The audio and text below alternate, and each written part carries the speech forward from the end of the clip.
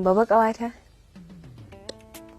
To, har yanzu ban samu babbar ƙawar da za ta maye min gurbin mahaifiyata ba.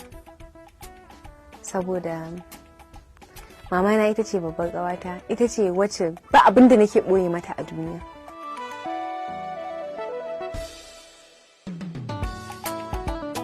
Sunana Maryam Adamu, wacce ake kira da Maryam Dijangala ko Maryam Booth. An haife ni 1993 watan Oktoba 28.